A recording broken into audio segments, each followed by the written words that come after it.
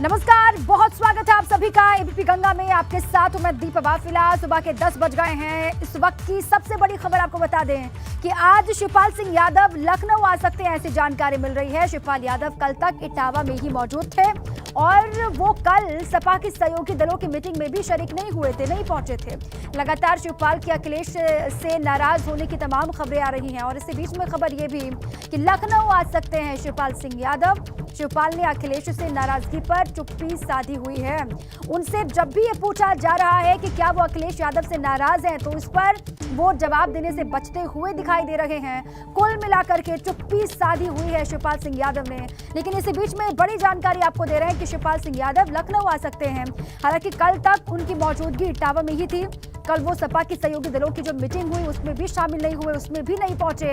हालांकि उम्मीद ये की जा रही थी कि सहयोगी दलों की जो बैठक हो रही है उसमें शिवपाल सिंह यादव पहुंचेंगे, लेकिन उसमें वो नहीं पहुंचे। उसके बाद अब ये चर्चाएं सियासी गलियारों में जोर पकड़ रही हैं कि क्या अखिलेश और शिवपाल सिंह यादव के बीच में सब कुछ ठीक नहीं चल रहा है, ऑल इज नॉट वेल है।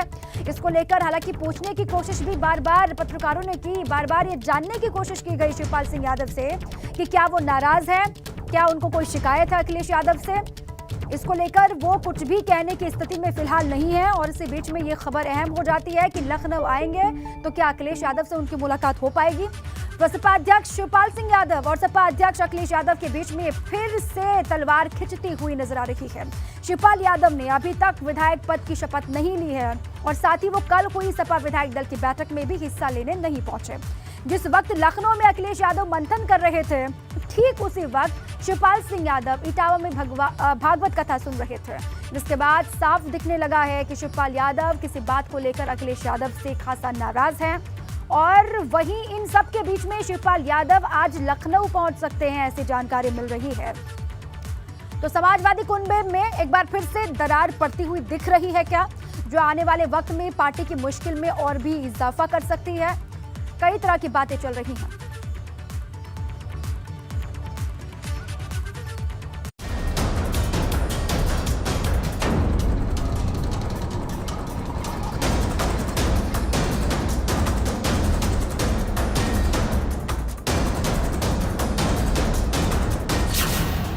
अखिलेश शिवपाल में दूरी, सियासत की कैसी मजबूरी। अखिलेश ने भेजी थी शिवपाल को चिट्ठी, क्या होने वाली है फाइनल कट्टी। क्या अखिलेश यादव का शिवपाल से और शिवपाल यादव का अखिलेश यादव से मोह भंग हो गया है? ये सवाल समाजवादी पार्टी के गठबंधन दल की बैठक से शिवपाल यादव की दूरी के बाद यूपी की सियासी फिजाओं में तैरने लगा है। क्योंकि जब लखनऊ में 19 विक्रमादित्य मार्ग पर समाजवादी पार्टी और उसके गठबंधन दलों की बैठक चल रही थी, तब शिवपाल सिंह इटावा में भागवत कथा सुन रहे थे।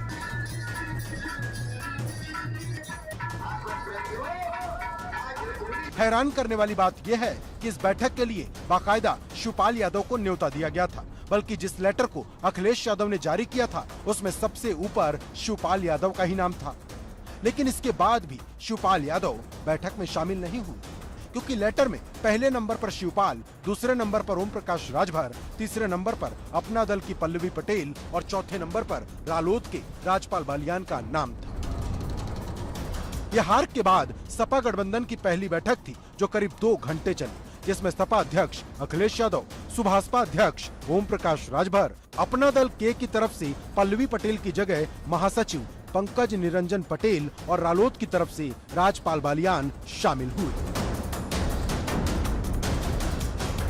लेकिन शिवपाल यादव की दूरी से कई सवाल खड़े हो गए हैं। क्या वाकई भतीजे अखिलेश से शिवपाल यादव ने दूरी बना ली है? क्योंकि जानकारों की माने तो ये तकरार 26 मार्च की सपा विधायकों की बैठक के साथ शुरू हुई। दरअसल शिवपाल यादव ने सपा के सिंबल पर ही चुनाव जीता, लेकिन जब विधायकों की बैठक हुई तो शिवपाल को नहीं बुलाया गया। जानकारों की माने तो इसी बैठक से शिवपाल ने अखिलेश से दूरी बना ली है और अब बात इतनी आगे बढ़ गई है कि शिवपाल यादव महाभारत का जिक्र कर शकुनी के किस्से सुना रहे हैं। हालांकि शिवपाल का शकुनी कौन है वो खुलकर नहीं बता रहे। नहीं खेलना चाहिए तो अगर नहीं खेलते तो बताइए द्रौपदी की चीरहरण क्यों होता और किससे जुआ खेल गए? यार खेलते तो दुर्योधन से खेलते। शकुनी मामा से खेल गए, और शकुनी मामा को कौन नहीं जानता था। तो ये कथाएं हैं, कथाओं से सीखना चाहिए, बहुत कुछ कथाओं से मिलता है।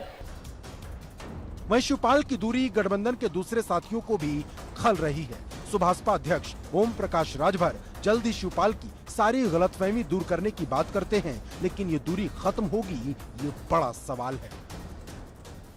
कोई नाराजगी नहीं है, वो नाराजगी हम नहीं मानते।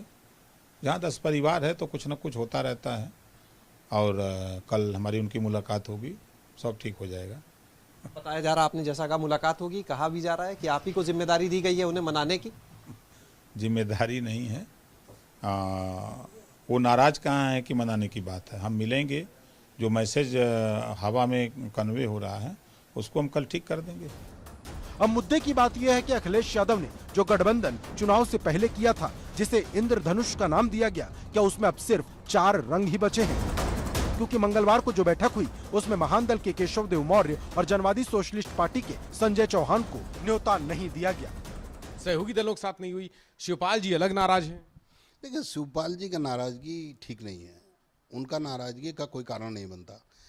वो निश्चित रूप से समाजवादी पार्टी के सिंबल पड़े हैं, लेकिन अगर वो समाजवादी पार्टी के हैं तो फिर अपनी पार्टी बंद कर दें, विलय कर लें। तो क्या मान लिया जाए गठबंधन अब सिर्फ जीते हुए दलों के साथ है, जो हार गए वो पीछे छूट गए हैं? ये ऐसे कई सवाल हैं जो खड़े हो चुके हैं। वही सबसे बड़ा सवाल शिवपाल यादव और अखिलेश यादव के बीच की दूरी का है। क्या दोनों का साथ सिर्फ यहीं तक था? Bureau report, ABP Ganga. चलिए, इसी बीच में एक बड़ी खबर है, मायावती का अखिलेश यादव पर निशाना। मायावती ने ट्वीट करके अखिलेश पर निशाना साधा है। अखिलेश के विदेश दौरों पर मायावती का तंज, विकास के बहाने विदेश दौरे को उचित ठहराने की कोशिश हो रही है।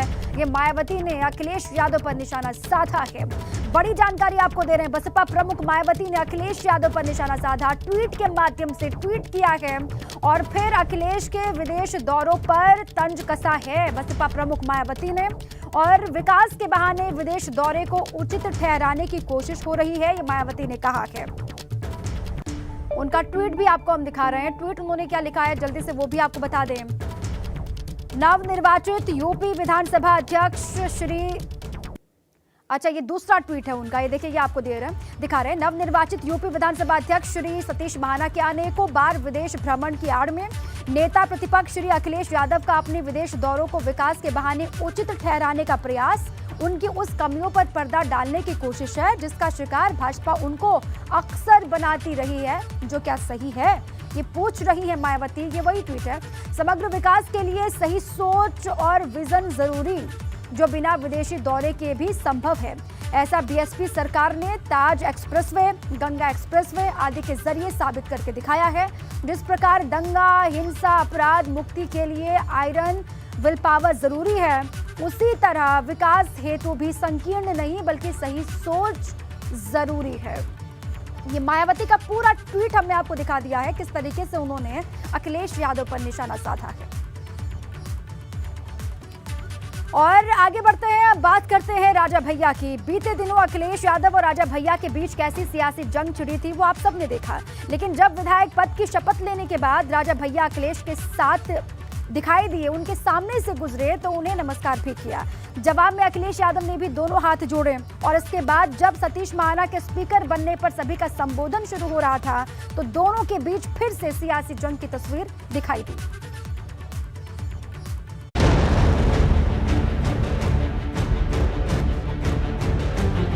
अखिलेश का लेफ्ट इशारा, राजा भैया का तंज करारा। मुझे उम्मीद है निष्पक्ष हैं आप, और आपको अब छोड़ दिया उस स्थान पर बैठा करके। आप राइट की तरफ नहीं देखेंगे,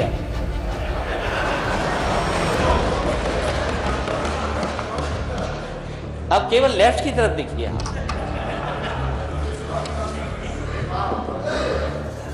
और ये हाउस के वो रेफरी हैं, आप हाउस के वो रेफरी बनेंगे आप कि कभी गेम का हिस्सा मत बन जाना, क्योंकि आप राइट से आए। श्रीमान 29 वर्ष हो गए हैं हम लोग साथ साथ यहीं बैठे। तो इसमें आपको कोई ये सलाह दे कि हमारे ऊपर भी नजर डालें, इसका मैं कोई औचित्य अभी नहीं अनुभव कर रहा हूं। चुनाव मैदान में खूब गरजे, विधानसभा में प्यार बरसे। कुंडा के लोगों, यहाँ पर जो लगातार जीत रहे हैं उनके लिए कुंडी लगाओगे कि नहीं लगाओगे? और ऐसी कुंडी लगाना कि दोबारा कुंडी न खोल पाए। जब एक नेताजी ने कहा कि वह कुंडा में कुंडी लगा देंगे या कुंडा को कुंडी बना देंगे, हमके धरती पे अभी कोई माई कलर पैदा नहीं हुआ। विधानसभा में हर उस चेहरे का आमना सामना हो रहा है जो चुनाव प्रचार के दौरान एक दूसरे पर चुभते हुए हमले कर रहे थे। राजा भैया ने जब सदन में पहला संबोधन दिया तो अखिलेश यादव के नाम के आगे आदरणीय लगाया और पहली बार विधायक बनने पर बधाई भी दी। राजा भैया की बधाई का अखिलेश ने मेज थपथपाकर स्वागत भी किया। मैं आदरणीय नेता सदन और आदरणीय नेता प्रतिपक्ष आप दोनों को भी बधाई देना चाहूंगा जो पहली बार इस सदन के सदस्य बने हैं, उनका भी इस सदन में स्वागत है। राजा भैया की बात पर टेबल थपथपाने वाले ये वही अखिलेश यादव हैं जिन्होंने नवंबर 2021 में राजा भैया को पहचानने तक से इनकार कर दिया था। ये कौन है? किनका नाम ले रहे हो आप? कौन है? कौन है ये? कौन है ये? कौन है? किनका नाम ले रहे हो आप? मैं आदरणीय नेता सदन और आदरणीय नेता प्रतिपक्ष आप दोनों को भी बधाई देना चाहूंगा जो पहली बार इस सदन के सदस्य बने हैं, उनका भी इस सदन में स्वागत है। राजा भैया का संबोधन भले छोटा था लेकिन हर एक बात वजनदार थी। कबीर का एक दोहा सुनाते हुए उन्होंने पूरे सदन का हाल समझा दिया। अगर दलीय ये पहला ध्यान आकर्षण समझ लीजिए कि हम आपका कर रहे हैं, सलाह देने लायक तो नहीं है, लेकिन अगर राजनीतिक दलों के ऊपर संख्यावार आप जाएं तो या तो आपके सहयोगी जीते हैं या तो आपके सहयोगी जीते हैं। तो कबीरदास जी का एक दोहा है कि चलती चक्की देख के दिया कबीरा रोए और दो पाटन के बीच में साबुत बचा न कोई। तो बड़ी छोटी सी संख्या जिसमें मुन्ना जी भी हैं, उमाशंकर जी भी हैं, जनसत्ता दल भी है। राजा भैया की पार्टी विधानसभा के भीतर बसपा से भी मजबूत है क्योंकि इस बार बसपा का सिर्फ एक ही विधायक जीत पाया और नई नवेली पार्टी बनाने वाले राजा भैया की जनसत्ता दल लोकतांत्रिक के खाते में 2 सीटें गई हैं। सदन के भीतर पहले दिन सभी दलों की बातें शांति और सद्भावना का संकेत देती हैं, लेकिन राजनीति में हर दिन एक जैसा नहीं होता। एबीपी गंगा के लिए ब्यूरो रिपोर्ट। बड़ी खबर है, योगी आदित्यनाथ ने 10:30 बजे बुलाई बड़ी बैठक। सीएम योगी ने टीम 9 की बैठक बुलाई है। चुनाव नतीजों के बाद पहली दफा टीम 9 की बैठक होने जा रही है। कोविड को लेकर समीक्षा बैठक करेंगे सीएम योगी आदित्यनाथ। स्वास्थ्य मंत्री ब्रजेश पाठक भी रहेंगे मौजूद। देखिए, नई सरकार के गठन के बाद ये पहली बैठक होने जा रही है टीम 9 के साथ में। चुनाव नतीजे आने के बाद ये पहली मर्तबा है और कोविड के हालात किस तरीके से बने हुए हैं इसको लेकर समीक्षा बैठक करेंगे सीएम योगी आदित्यनाथ। हालांकि केस कम जरूर हुए हैं, बहुत कम हुए हैं कोविड के केस, लेकिन अभी भी खतरा टला नहीं है। ऐसे में अब क्या और बेहतर कदम उठाए जा सकते हैं, किस तरीके से अधिकारी काम कर रहे हैं, क्या स्थिति इस वक्त बनी हुई है, सभी पर विस्तार से बातचीत करेंगे सीएम योगी आदित्यनाथ और फीडबैक लेंगे अधिकारियों से। जो स्वास्थ्य महकमे के अधिकारी होंगे उनसे भी वो डिटेल लेंगे और इस बैठक में स्वास्थ्य मंत्री ब्रजेश पाठक भी मौजूद रहेंगे। और वक्त इसका बताया जा रहा है कि 10:30 बजे, अब से कुछ देर के बाद ये बैठक शुरू हो जाएगी।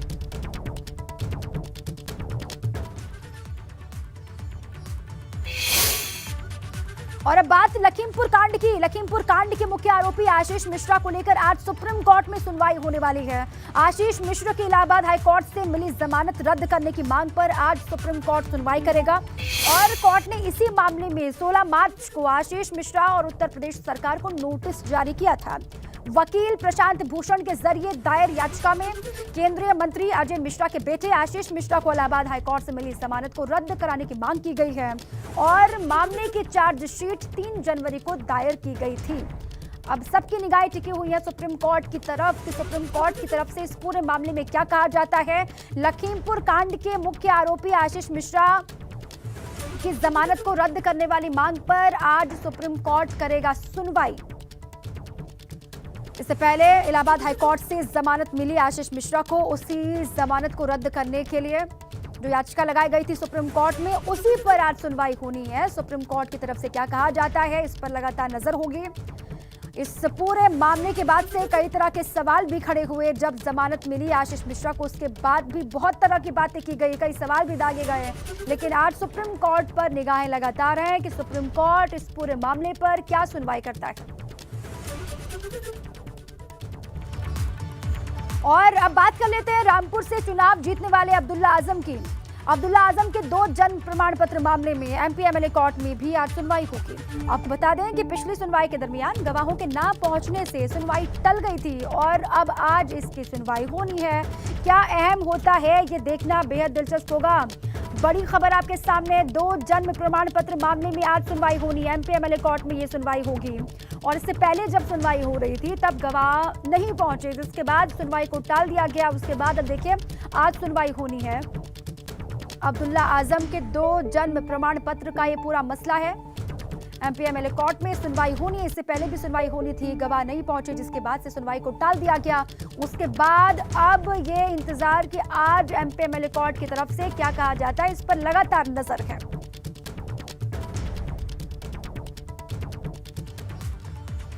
योगी सरकार 2.0 में पुलिस भी फुल एक्शन मोड में दिखाई दे रही है। हम आपको एक साथ 2 तस्वीरें दिखाने जा रहे हैं। पहली तस्वीर नोएडा की आपके सामने हम रख रहे हैं, जहां पर पुलिस ने एनकाउंटर के बाद शातिर बदमाश फेमू को गिरफ्तार किया है।